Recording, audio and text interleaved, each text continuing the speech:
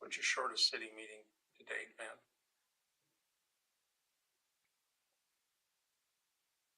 Don't really know.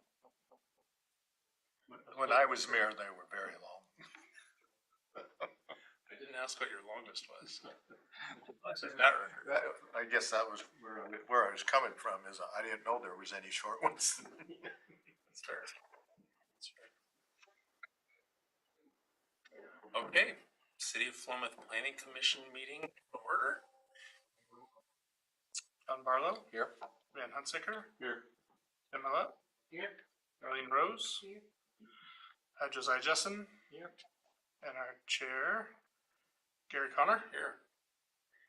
And Did we give Ruth Causey a chance? Kazi, I don't see her, but she might be joining digitally, Okay. virtually. And Haley Green said she wouldn't be able to attend.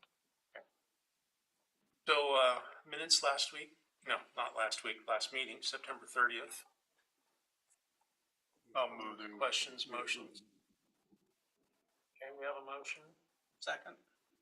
All in favor, say aye. Aye. I guess I gotta sign this thing now. Oh, you got it to sign? Okay, then sign away.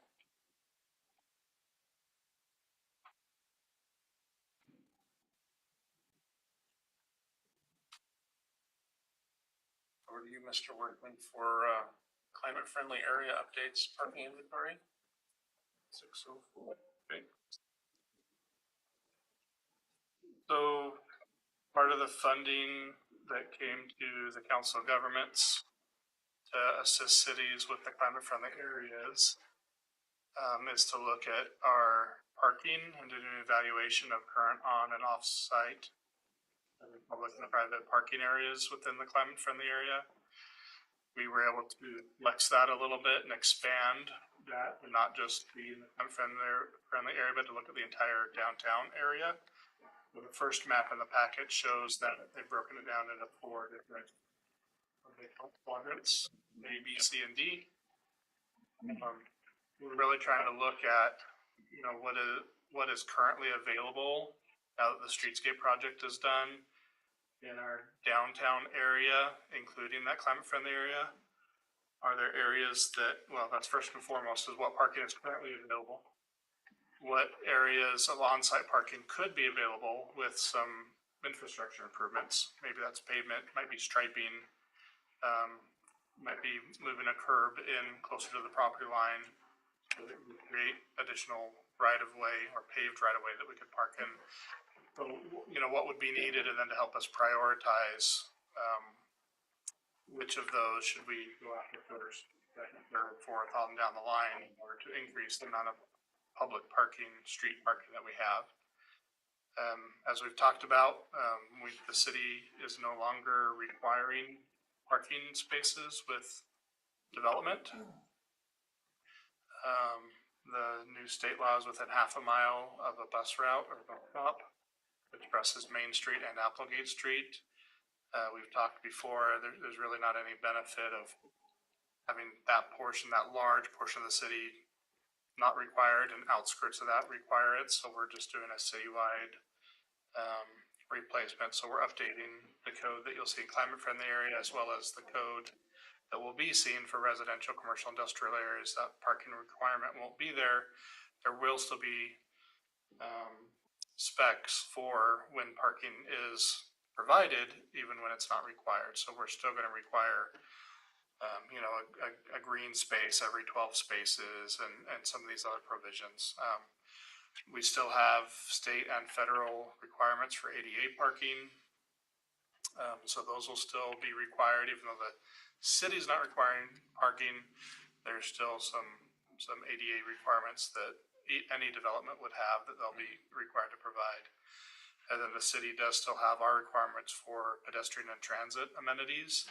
And so we'll still be able to require things like covered areas, bicycle parking areas, park benches in front of buildings, those types of things. But as far as that requirement for parking on site, won't be a requirement anymore. Hence the focus on our public parking areas out on the street. So They've done a initial view here, as I said, they've broken it down into 4 different quadrants. They provided us some mapping for each quadrant to show where that parking would be available. Did anybody total up all the numbers? No, right now I've got some linear feet that they're gonna convert for us and figure out which of that is parallel parking, which of that is angled parking, so that's kind of their next step.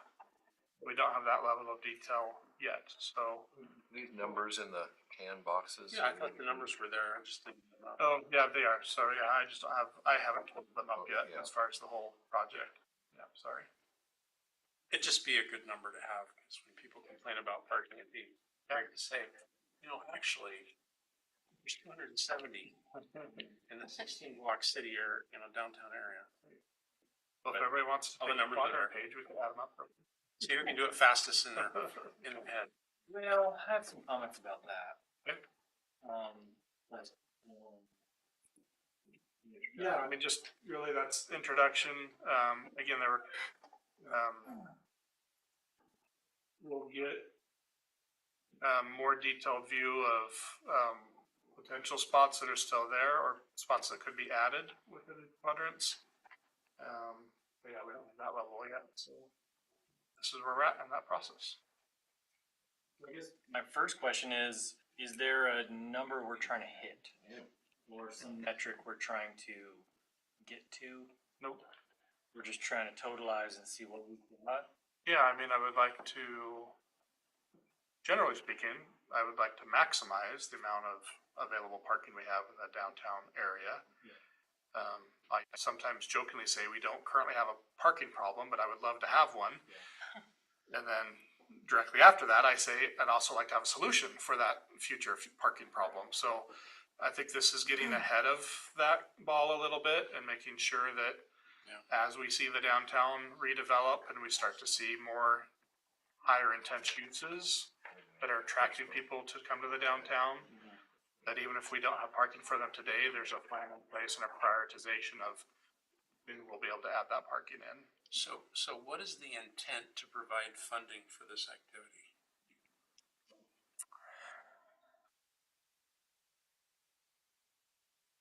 People, one was, which I didn't talk about, one was an audit of our current code to make sure that we removed all of the requirements there. And so that's been Yeah. done as well, and those have already been captured. So that was the major component of it, was to make sure that the new code language being approved or being put up for consideration was going to be compliant with the state rules. So that's been done. That was really the primary use. This is kind of bonus whipped cream, nuts and cherry on top. Hey, as long as we're doing that look, could we also look at this to get us a little bit further down the road? Okay. So this is really kind of secondary.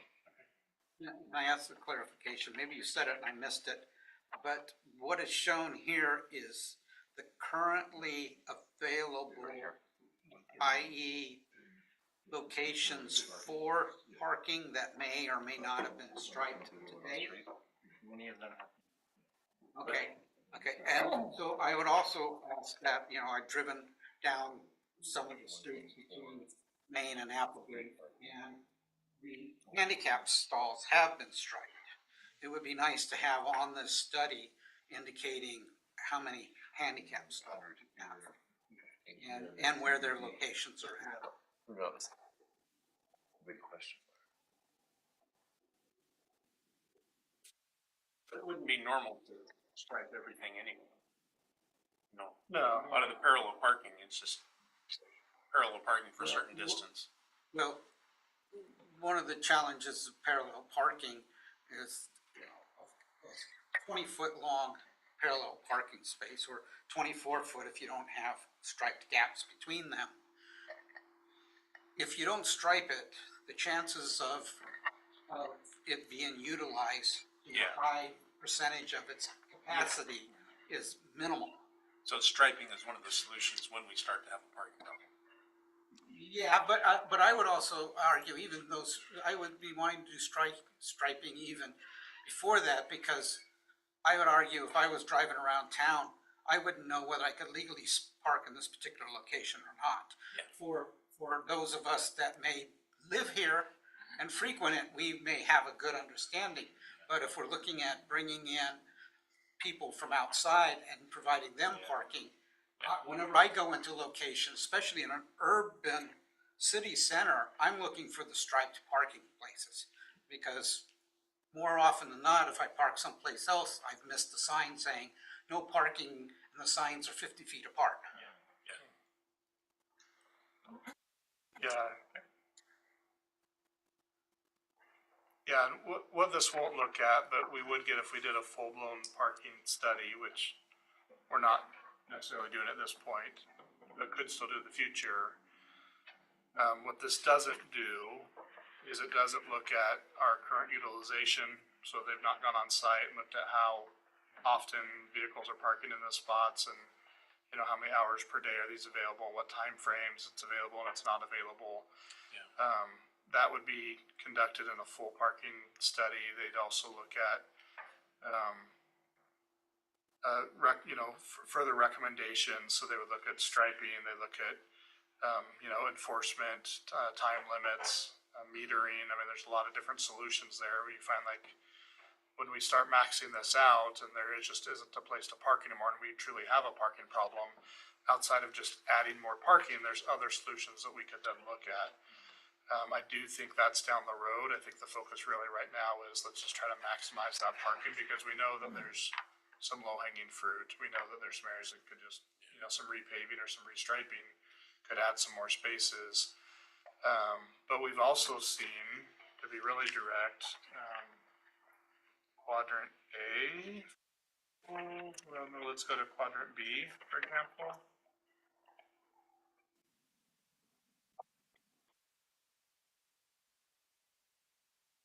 Let's just have the aerial. Just go back to the overall large map, the first map, sorry. Not the aerial that Yeah, goes is there. it, So in quadrant B, directly across from the library on 11th Street, so I'm looking at the southeast corner there, northwest corner of Applegate and 11th, the empty lot there where the pharmacy's gonna be going, so that pharmacy's already been approved, it's already going in, everything's set, we're not changing anything. But that's one of those areas where between the property line and the back of the sidewalk, there's about 20 feet of public right of way that's just gonna be landscaped. And if we had a plan in place today, or if we'd had a plan in place 6 months ago, that called for that curb to be brought back 20 feet, the sidewalk to be brought back 20 feet, then you would have property line, 6-foot sidewalk, and then you could have 20 feet of angled parking. And then you would still have your travel lanes, and then you could have parallel parking on the other side, on the east side of the road, and get quite a bit more parking in there. But we don't have a plan in place currently for future parking needs. And so when this site plan came in, their property line, their sidewalk's gonna be out at the existing sidewalk and the existing curb as opposed to having it pushed back.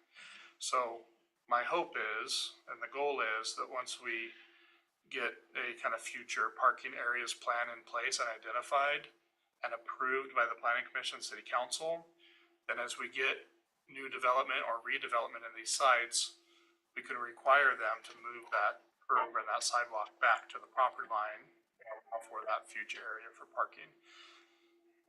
We did make a recommendation and a request to that site. We also made a recommendation over on 7th Street, same thing. And when they look at it financially, it's like, oh, that's gonna cost us more money. It's like, well, a little bit. And so they opted to not do it, but there was no way that I could require them to move it. So at the end of the day, that's what I'd like to get, and again, as a plan that I can point to say the city council's adopted this, it's part of the master plan. You're gonna have to develop out to here. There's some benefit to them as well, and it came down to cost benefit. I mean, it's that much they have to landscape, they don't have to pave it, they don't have to improve it, which right now, both of those sites are having to landscape and develop that, their driveway alone, like here off of 11th, they have just one driveway. I guess I was looking at 7th Street. On Seventh Street at the credit union, they have two driveways that access that property. Both of those driveways are 20 feet longer than they would have otherwise been because they're having to pave from the curb all the way across that right of way to get to their parking lot on their property. If that all narrows down, that's 20 feet of length times two that they don't have to pave. In between the driveways, they've got landscaping and irrigation they have to do. So, you know, moving it in eliminates all of that cost, but then it does just add the cost out there of whatever they have to do for street improvements. So typically asphalt or something similar. So pros and cons to it. It's not an outright just added cost. There is some savings for them to kind of help offset those a little bit. And I foresee the opportunity for the city to put some money towards some of that as well, where the city could put money, for example, towards asphalt.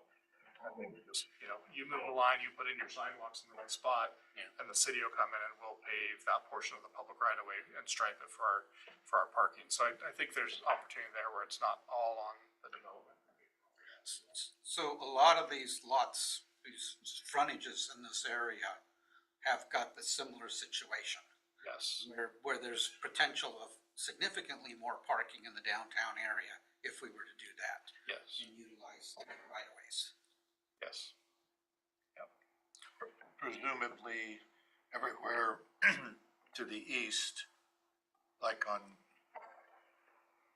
14th East, or wherever we have diagonal parking, that could be the same in this area. Right. And I assume those widths are the same, that west. Street widths are the same. Yeah. Yeah, and we're kind of patterning, 13th Street kind of set the standard with the bicycle path coming off of 15th there. When the engineers were looking at how to get bikes from Applegate up to Main Street, it made more sense to have the parallel parking on the east side of the road. So you could do the parallel parking and then the bike lane and then the travel lane than it did to put the angled parking there, which would have created more spots and more conflict with the bike lane. So the intent is to carry that pattern throughout the downtown with parallel parking on the east side of the road and angled parking on the west side of the road. And so for people that are in town, are familiar with the downtown, they'll know if I'm a larger truck and I can't fit in that angled spot, I need to come from Applegate and go north. If I'm a smaller vehicle and I can do the angled parking, then I might have more parking if I come westbound on Main Street and turn south onto the street, then I can get into one of those spots. So, you know, kind of creating that pattern, being consistent, I think will help drivers as well, as they're getting through town. So, did a little driving around today. I guess I'm curious what the methodology was between coming up with some of these numbers. Because I think overall they are pretty close, but it seemed like maybe they just were taking, you know, like a map view and then calculating linear feet and then converting that over to parking spots. Whereas you might have a 5 or 6 foot stretch of linear feet that is not actually a parking spot, not viable, but it turns up to be a parking spot. So do you have any insight into that? I don't, no, I wasn't privy to the methodology they use on generating these numbers. Okay. Because yeah, that's why I was asking if there's a number we're trying to hit, you know, we might come up short. Because some of my counts, you know, just driving around and counting. But there's some kind of problematic areas within some of these sections, like North 8th Street. You've got no curb, no sidewalk on both sides of the street. South 10th Street it's basically gravel parking right up to the buildings, you know, from the streets to the buildings. So, you know, I was driving that thinking like, well, what's the city gonna do? Because it looks like private parking, so if the city's gonna take it into the public space, is it gonna be condemned? What are they gonna do about sidewalk and curbing? I didn't see how parking was really feasible, and especially at those counts, because, you know, everyone's kind of backing in, not even diagonals, just backing in right up to the building to get off of the street. Yeah, in most of those cases, and a lot of those cases, the building is like right on the property line or real close to it. And what looks like a private driveway or a private access. Yeah.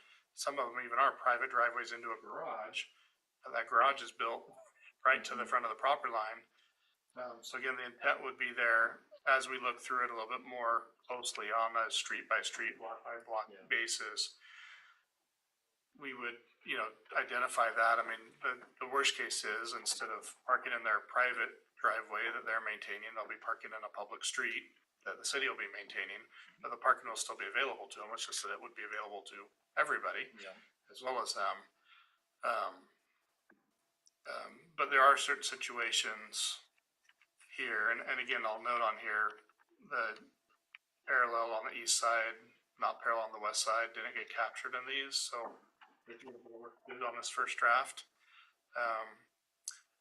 But on there, there may be areas where due to existing buildings and things, maybe delay some of these parking on some areas, even though it's close to the downtown. Yeah. We might wait until we actually see a conversion of the use, right? Maybe that residential house that's using that for a private driveway, maybe we hold off on that one, do something else that's got higher, more intense use with existing businesses on it now, and we hit that one first and come back and hit some of those others later. So Yeah. it's really about putting a plan in place. But I take your point. I mean, at some point, we're gonna look at these one by one and make a determination on prioritization and best design. Yeah, and to the same point, I think, I don't think it's the majority, but it's, a non-insignificant portion of the parking that's kind of cataloged here is in gravel or semi-gravel. Striping's not an option then. No, it'll be paved. Yeah, we'll need to pave and stripe. But, I mean, we're talking about what's the plan even before we go, putting in sidewalk and curbing and paving and all that, And so, yeah, just kind of, some of the stuff that I was noting is that some more parking looks great downtown, especially the streetscape project. And some of the more developed streets, and then some of them are just Pretty rough. built from different. I don't think they just, Yeah. I don't think they just used the lengths of these various segments, cause you see segments that look almost equal in length and they've got different numbers. Yeah, no, I think maybe they just took like a Google map view and then just kind Kinda of look- measured on look a to see what GIS it or is. something, but it Yeah. doesn't, in reality, when you go drive it and try and park those spots, there's not, where's an example on, Well, and where they're showing the driveways onto the property They're not gonna always match up either. they don't make any sense, yeah, but. yeah. Chris, can I ask another question? Like on 13th Street, between Applegate and Main Street, do you know what the curb to curb dimension is there, and do you know what the right of?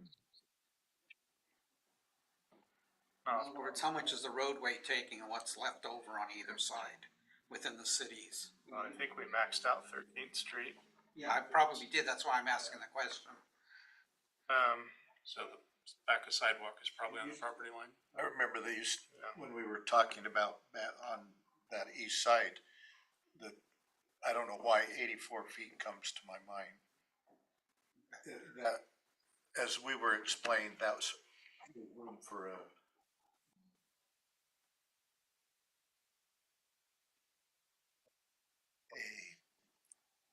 team of horses to turn around Yeah, yeah. Yeah, it's about that. in the street. Not there. 8 foot's a pretty common right of way in our downtown grid, is Okay. 80 feet. That would be my guess is what it is at 80. Yeah. And they're all very close if they're not identical.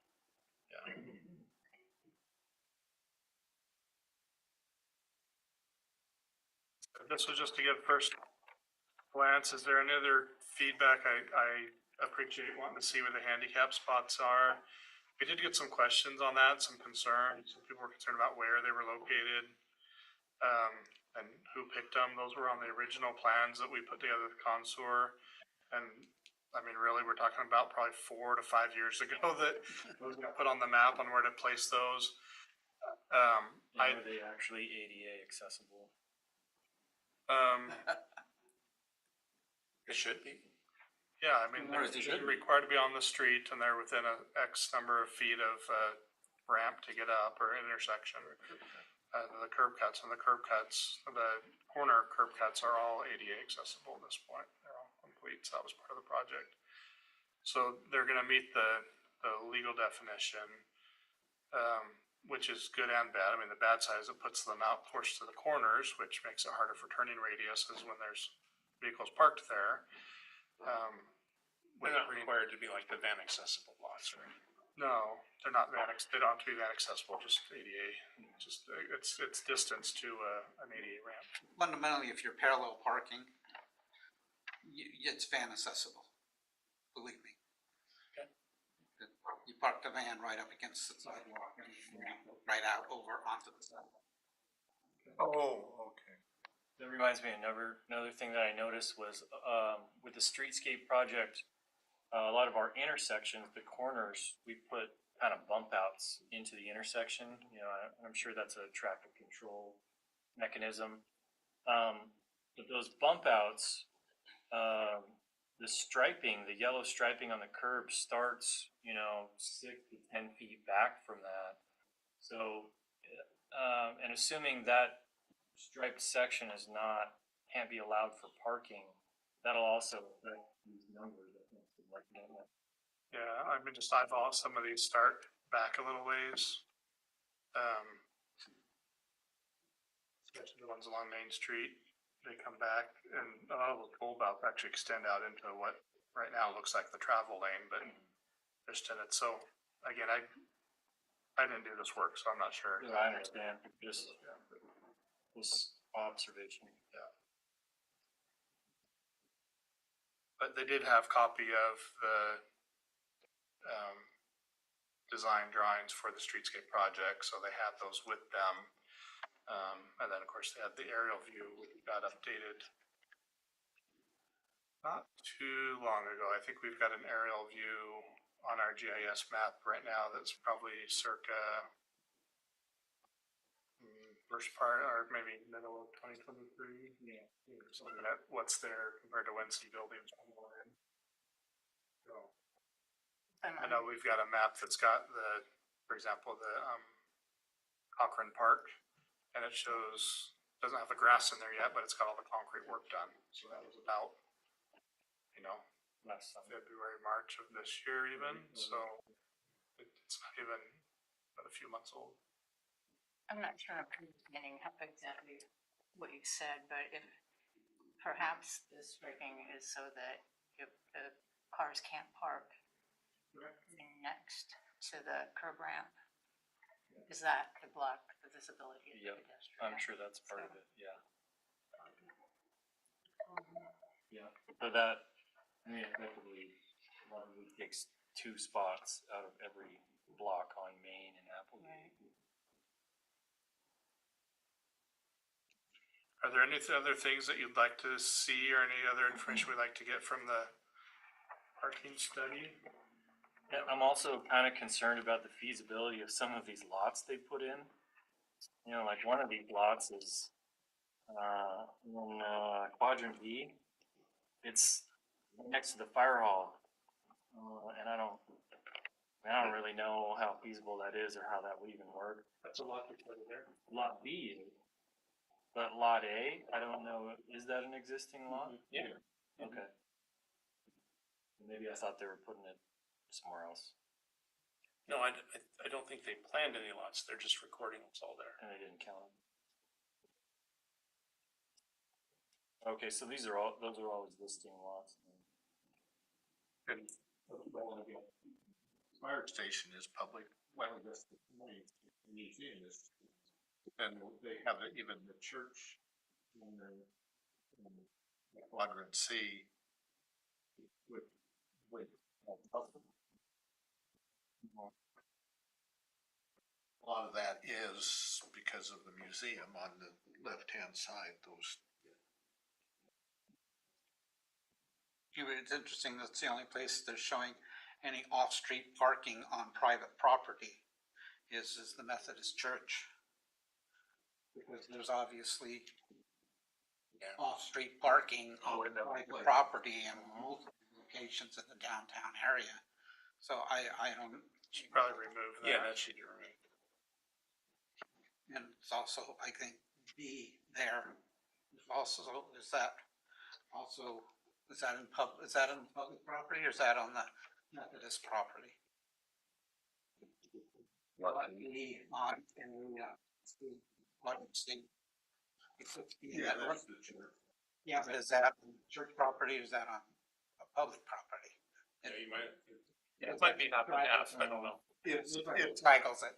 it's diagonal and it's back from where the line is. Yeah, that's what I remember it to be. I'm not Create buying it. diagonal, yeah. So that one would be questionable whether that should be in the study as well. Yeah, Because that's not that's not but public property. it might be on the. If it's on public property, yeah, let's show it. If it's not, verify it. Well, 11 lot E is definitely not. Yeah, that's on private property. But, I mean, I guess if you have activities, special activities, I can't imagine they'd say, no, you can't park there. No, but I'm just talking about consistency, because when you take over like behind La Waquita, or in front of La Waquita, there's all kinds of parking there, and it's in the same area, but we're not counting it. So for consistency, if we're not counting all the private parking that's available, we count it all, or we count none? And that's all I'm saying. I don't have a problem with it one way or the other, just that it's consistent. Right. For you in corrections, Chris, a small one for you in quadrant D. It seems to show this single red line on top of 8S. Sorry, which one? Quadrant D. Okay. It shows that parking on the south side of Main Street. I think it actually should be on the north side. Right now, it's kind of covered up with construction signage and stuff, but I don't think, Parking along the front of the church and the front of the museum there. nope, talking about parking along the Chevron and the, Main 14th through 15th, yeah, sorry, on Main, next page over. on Main, not College. 8NS. What are those lines coming off of the building? Is that like the sewer lines? No, they're like supposed to be drivable, kind of It's not even very there. rough. Yeah. Well, like you were just talking about. On your, There's only one. zoning maps, that's typically just a line that's run to show where the address is. If that particular piece of property has address on Main, or like, That makes sense. like his neighbor with the bright lights, it's actually on 15th Street is the address of the bank that's there. That's typically where, so it's just part of their background, is all it is. Yeah. So, Chris, my comment was, it's a simple one. So that red line, single red line on Main Street, I think it should just be on the north side of Main Street instead of the south. But I'm not sure if the intent was for that to be, I mean, it's pretty wide there.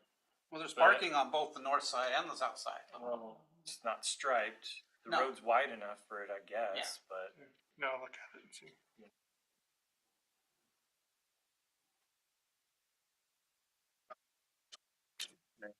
That,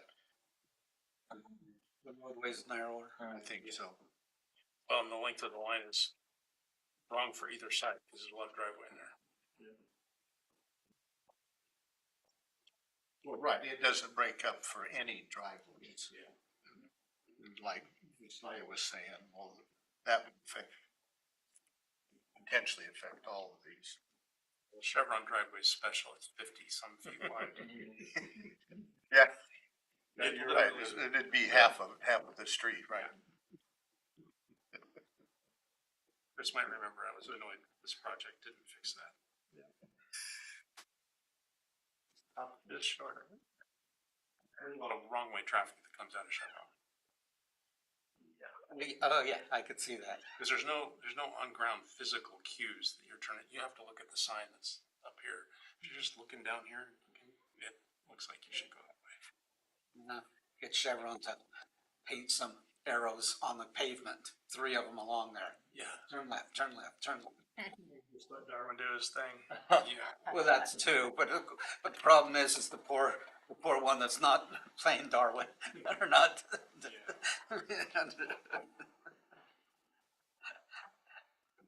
Okay, any other thoughts? Again, just kind of a cursory look at this first draft of it. That's good feedback. We'll pass that on to Log and get a revised map. I don't think they're gonna spend a ton of time vetting this more, at least what they're providing us to be. There'll probably be some work that the city staff will do on looking more. I guess I do have one question, and it is to do with this, to do with what you described at the start of this. When you was talking about the state and the issue of parking or no parking. That's a state law now. So administrative rule from Department of Land Conservation Development. And we have to follow them. 'Cause I think that rule is, if it's just a rule, it's stupid. People are still gonna have cars and are still gonna drive them. I know they don't want them to, but they are going to. And, I guess if it's an administrative rule, so we have to comply basically. Yeah, the developments that we're seeing come in, which hasn't been a lot of them, but even the draft preliminary drawings we're seeing, developers are still providing parking. And in fact, one development came in and they increased the amount of parking they were doing from a previous version because they want to make sure that their tenants have a place to park or they're not on the main street. So I think the rule is gonna be there, but I think the reality is developers and property owners know that they need to have a place for their tenants and customers to park. So I don't think we're gonna see smart development coming in that doesn't have any parking or minimal ADA parking. It doesn't like require you to have narrower streets, so there is no parking on the street or any of that kind of stuff. People can still have the driveway into their house and all those sorts of things. What do we driveway into the house? Well, whatever I call my driveway to the house. Yeah, it doesn't disallow anything. Yeah. It says we can't require. We just can't require it, right? So they could theoretically build their house right up to the property line. No, you still have setback. Setback. Yeah, you still have setback, but, I mean, right, the argument has been made by, I'll call them metro planners, that cities have too high of parking requirements and that those parking requirements kill projects. So if you're gonna put in a 50-unit apartment complex and you're gonna require 50 parking spaces, that's overkill. We shouldn't require 50 parking spaces for a 50 apartment complex. That will essentially kill the deal, not allow for as much housing as could be there. If we reduce that down to say 20 parking spaces, now you have a lot more real estate and you could actually build more units, right? And so the reason for the rule to play metro planner is because we want to increase the amount of real estate used for housing and decrease the amount that's reserved just for people to park, right? And I would argue there's also incentive that we want to encourage people to not drive as much. And so if we provide a lot of housing that doesn't have options for good parking, then people will become more dependent on their bicycle, pedestrian, transit, et cetera. And so I do think there's a concerted effort. Be a little careful. No, I'm not gonna be careful. There's an effort here to get people out of cars and to not be as reliant on cars. And the way that you do that is you engineer a community that has very little parking spaces available. And so the number of people that move into that community that drive vehicles are gonna be lower because it's a pain in the butt or expensive or whatever to have a vehicle. I don't believe that, obviously. I think that pedestrian and bicycle transportation is an important aspect, but it's not the only. And most people that have bicycles and ride transit also have vehicles that they drive because they have to go further than their feet or legs can carry them often, and further than transit will allow them to go. So Well, that's kind of, I guess I agree with that in the sense that, I mean, it's unrealistic that what they're trying to do. It's an opportunity. And it won't change anything. With that. It's an opportunity for a parking garage business. You ride your bike to the parking garage. And is that applicable to residential development as well? No requirement. Correct. Yeah, which is a little extreme. If somebody came and did a development, there was only on-street parking. That would be unusual. But I think our old rules required an excessive number of off-street parking spaces. For residential housing. For residential. Yeah. So our multifamily, we're like 0.7 parking spaces for every unit of every apartment unit. I believe that's 3 bedroom or more, and I think we decrease it from 1 bedroom, it drops below that even. So, I think we were probably below the average, but I think that was the problem, is this was a blanket rule for everybody. So, Yeah. Some cities are requiring a 1-to-1 or even greater. 1.5 parking spaces for every unit, for example, and so we were probably in the lower end of the average, so the impact on us doesn't feel quite so bad, but it was just a blanket across the board. But at one time, if you were gonna build an ADU, you're gonna did require so many more spaces and everything. We did, and the state quickly I said. felt that was excessive. That wasn't a unanimous choice, but the majority felt like it was appropriate. I was just giving a counterpoint. If you got a house, you need 2 parking spaces, okay. One of them is the garage. And it was quite a bit more. That's a parking. But now 0 is okay. That's what the rule says. I know. And one day when I retire and I live in some big downtown metro area, I hope to get rid of a car, right? But, I'd love to be able to walk out my door and walk a mile and hop on transit and go to the theater or go to the store and come back. Have anything to do. Or hop on the bike and ride. John's a great example. He rides his bike. It's the old, Meetings in the back. it's electric. It still counts. You didn't hop in your car and drive here. So, I think that, I think for the most part, everybody sees that as a benefit, right? There's a lot of benefits to that, but there's also the reality of, I use me as an example. We got 5 girls at home still, and they eat. There's no way I can go to the grocery store and back on my bike. I can't even do it on the bus, right? So it's like I need a vehicle, and it's going to have enough capacity that I can fit at least a week's worth of groceries in there. And so I need lanes to travel, and I need a place to park. And, it doesn't matter how good we make bicycle and pedestrian and transit amenities, I still need a pathway for my vehicle to get from my house to the grocery store and park and fill it up and come back. So it doesn't matter how much, the argument is you put more money into bike and ped and transit, and that'll reduce the number of people that are traveling, so I can drive the car, but everybody always thinks that the other people are gonna ride the bus or ride their bike or walk so that I can be on the road with fewer other people. But nobody wants to be the other people that aren't in the car. So time will tell if the market decides to create a parking problem or not. We'll find out. And if we do, we'll have some additional on-street parking for those that need to drive. And we have great pedestrian and bicycle amenities right now. I would argue for a city our size, we offer the best bus service in the state.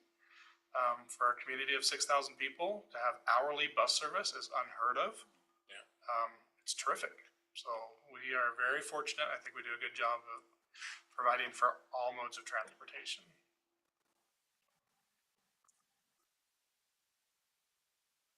Can we talk schedule a little bit? Or staff update? Please do. I think there was a short staff update in the back there.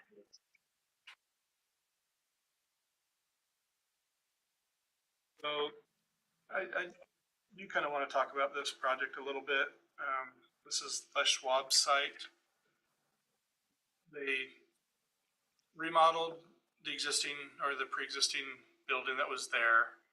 That project's done. It's on its own separate tax lot on Main Street. There's a separate tax lot south of them that fronts Applegate Street. And during construction, we allowed for them to put storage bins, large steel containers. Because we knew during construction, they needed that space to store everything. Post-construction, they still need all that space because they have intentions to build a second building on the tax lot on the south facing Applegate. But it takes some time to build plans, and that's a new business for Philomath, and so there's, financially it's doing well, so I'm told now, but they're taking it in steps, and so step one was get the first building done, step two is get the next building done. In the meantime, they're non-compliant, right? Our city code doesn't allow for the use of storage containers on a property where there's no primary use. They're not an allowed building, right? They're not an allowed structure. So we're in this in-between area where they're non-compliant. It's not necessarily pre-existing, right? Because it's not like the storage units were there before they started development. It's directly related to their approved development on the other property site. But if you just look at their tax lot, it's a non-compliant use. And so we're looking for a temporary allowance to allow for the continued use of those storage containers with the understanding that they have another building in place. They are instrumental for their business that they're running. The building that they have, again, was a remodel of the existing building. They didn't build a new building and build it too small. They remodeled an existing building to get the most out of it they could, knowing that it wasn't gonna be sufficient. They'd have to do something more. So we're trying to work with them, right? Trying to work the best we can. So they've submitted an application for a fence that will go in to screen that lot essentially, so that from the public driving through, you won't be able to see the storage units back in there. There's some state building code issues. They're gonna have to secure those storage units to the ground. So they're gonna come up with some bolts and some other things to make that happen so they don't float away or blow over or whatever the case might be. So they'll be compliant with the state building code, but this is on the planning code side. We need to find a way. And so we felt the best path forward was to allow them for some screening. So they're gonna fence that whole site. As part of the application, I believe we're gonna require them to get rid of that fencing that's there now in the corner that makes it really hard to see the eastbound traffic when you're looking there. So that'll be removed or pulled back significantly so you can see around that corner better as a safety issue.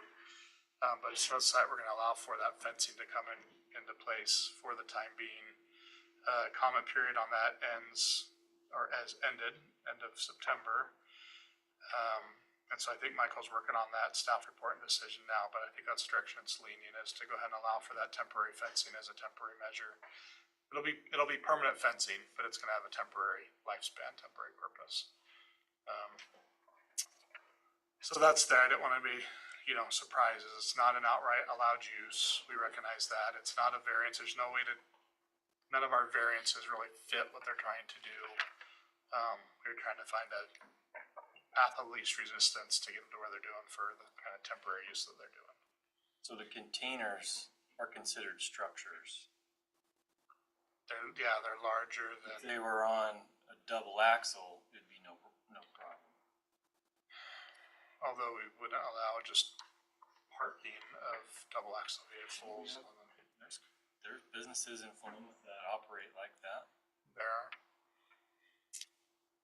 How far is that setback on the fence From the property line? from the, sure. I can tell hand. Maybe on the property line or set back slightly. Is it basically gonna go around where those are now? You can see them on the first page of this. Fencing code says 6 feet, isn't it? All those, but Plus, seven of them. the fencing code says you can only have a 4-foot fence around if you're on a corner lot. You could let them be out of compliance on the fence too. Well, it's the front. I'd have to look how. I'm only asking because that fence that's there it creates some animals. The fence there actually meets the line of sight provision. That's a 10-foot setback from the corner. It's just that the sidewalk and everything else is close in there. I think the bulb outs will help in that corner a little bit to get you out, but it's still hard to see, Yeah. so.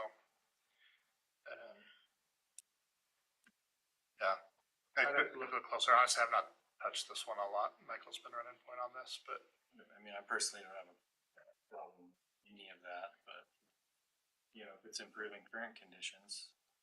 But if that fence is gonna be permanent, you know, if it's gonna end up staying there, are they not doing frontage to Apple? fencing provision, I mean, I think where you're thinking the 4 foot front provisions is residential. Yeah. For industrial, you can be on the property line, and for commercial, I mean, you could have a building right up on the property line, so the 4 foot height, I don't think comes into play, it's gonna be your line of sight issue, so even in commercial industrial on those corners, we require them to be back the 10 feet, they can't be clear up to the corner, so even if you're on the property line, you've gotta be back. They'll have to do with the fences, so.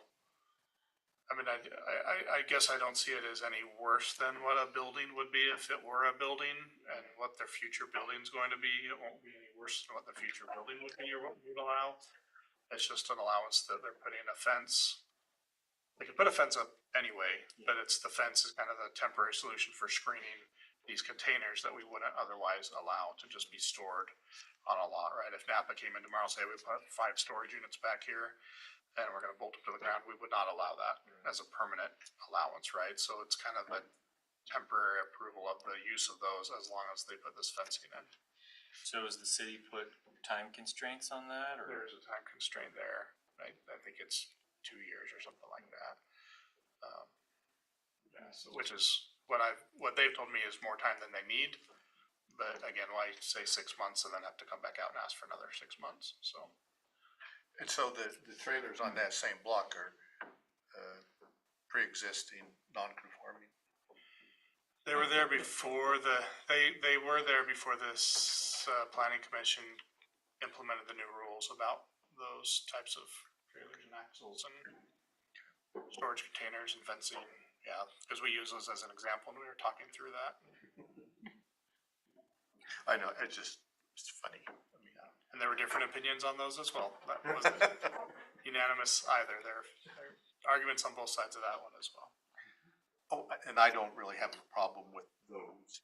I do, I don't like them. Oh, I guess my understanding is they will be. Yeah, if the intention is to build another building and that's what their purpose is, that's, you know. Number 2, the big one coming up, we did get an application for annexation. Site design review down on South 15th Street. So that'll be at your next meeting, I believe, in November. So we'll have the public hearing on that, and then it'll go from here to the city council afterwards. In short, this is across from the new homes on 15th Street, the Mill Pond homes. This is on the other side of the street, west side of the street. It's a fairly large lot. Sits down there, maybe a couple of acres, 2 to 4 acres, maybe as much as 3 or 4 acres. And it's just outside city limits, so we could probably even find it. It kind of where It's that it's a little red key section there. all the way in the bottom center, right? Yeah, if we're looking at the map.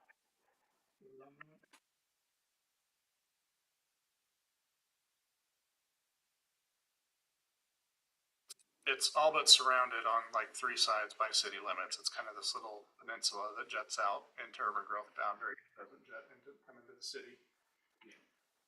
So they'd like to annex, right in there, yep. Not that big. It's maybe the one south of that. Oh, well, there is one lot that's with that one. That one, yep. The smaller there.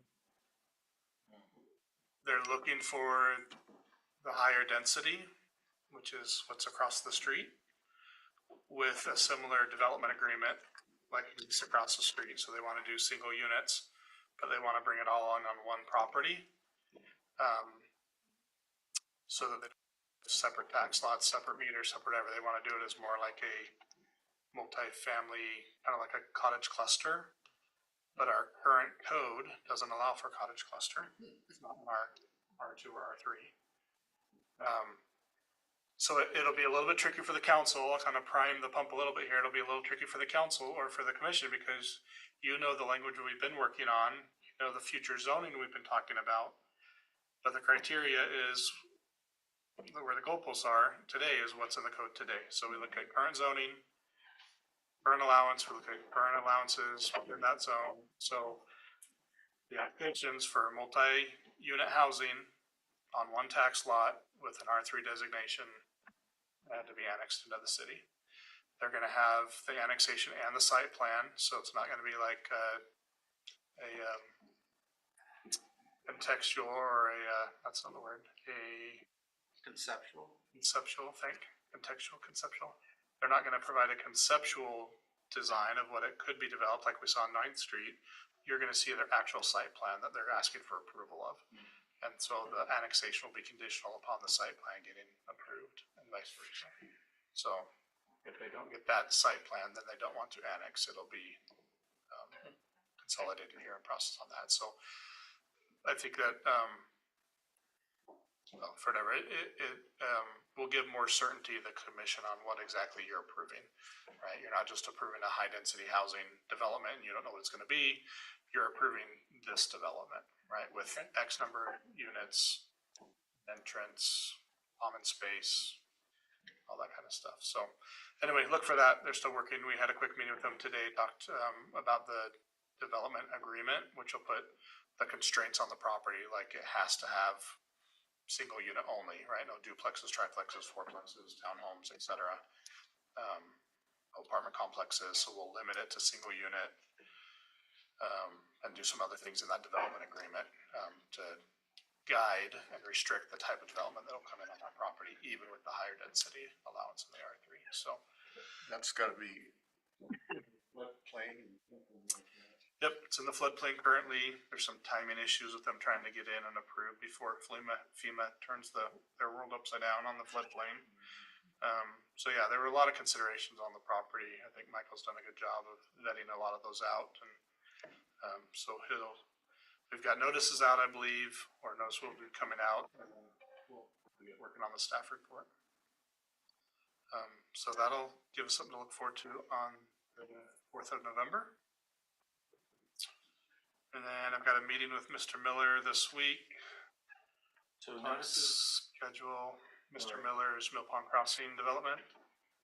And so I'll get an update from him. He's made some progress in some of the infrastructure that needed done. I think I'd shared with the council, made mention of trying to get the paving of 16th Street done before the end of the month, the 21st. So I'll get an update this week on what the timing of that is, but I anticipate it will be soon. And then again, there's more outstanding stuff they're happening. He's still working on homes there. But no real discussions at all about phase 3 yet. We're really focusing on 2B, getting everything wrapped up. No, not about that. When we're done with this. Yeah, that's all I had. I was just gonna report on last Sunday, I was at the Farmers Market. farmer's market, thank you, with Michael and, what was it?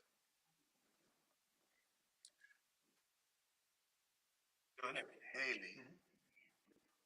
Anyway, Michael, they had a little bowl there thing to take comments. There must have been, and there was a lot of people there, even, I was only there half of the time. Haley was there all the time. Michael, and there must have been 30 or 40 comments that we ended up with. Plus, I mean, it was busy. I was happily surprised, actually. So I didn't look at any of the comments, but I was happy about what we had done, and that was, I guess, my point, that it was beneficial. Yeah, Michael said he had similar interactions with folks on Saturday at the fire station open house. That one he was doing by himself, and I don't think any of the planning commissioners were available on Saturday, and so he was running that one on his own. But he said he stayed busy, answering questions, took a lot of comments. I think having the bigger display boards was great. Yeah, a lot of interest, a lot of positive, lot negative, but a few concerns got raised that hadn't been raised before, which would be good, so he can address those in the staff report when he's writing that up. I guess, He was really happy. He said he got more engagement those 2 days than what we had all prior to combined, so he felt good about it. the only concern I was addressed to me was, we're gonna have 1 million people living here soon. So, No. Although we might get more transit. Those are gonna be some all buildings. Yeah. Alright, so next meeting will be November. What is it? Got a second meeting for November the 18th. okay, So are we gonna focus mostly on the annexation next meeting, or? It'll be the annexation, yeah, that'll probably take the majority of it. And then we'll probably plan for that. I thought he'd given notice already. I think the 18th is the hearing for the, although it's not on here, but I think the 18th was the hearing for the climate friendly area stuff. It's gotta be on the 18th. I guess one question on that hearing, and maybe it's appropriate to ask the question then. You were saying that, well, the development, you're gonna be improving that at the same time with recommendation to the council. Couldn't they just, after where it's annexed, say, oh, we decide not to do this, even though it's approved? I guess there is, in my mind, I think they could, but not to say, I shouldn't even have said that, but other than that, I think it is possible.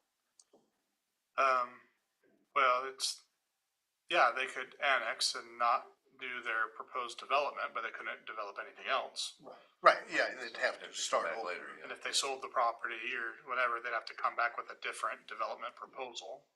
And I'm not even, like I say, I'm sorry I even No, you're brought right. that up, because I would assume You're they right. have plans. It's no different than any development we get, though. You can always submit it, get it approved, and come back with something completely different 2 days later. So, just, they would have to start over, go through that full process again. Yeah. I mean, eventually, one way or another, assume all that area would become part of the city. I mean, that's the plan anyway. Yeah, it's in their growth boundary. And Okay.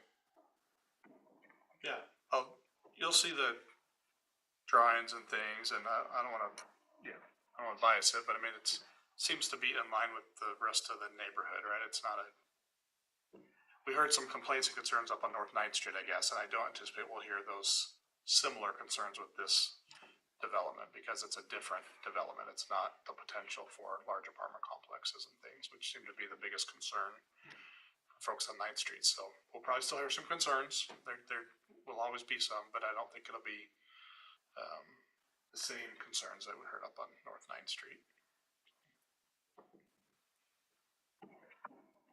All I have, sir. Okay, anything else?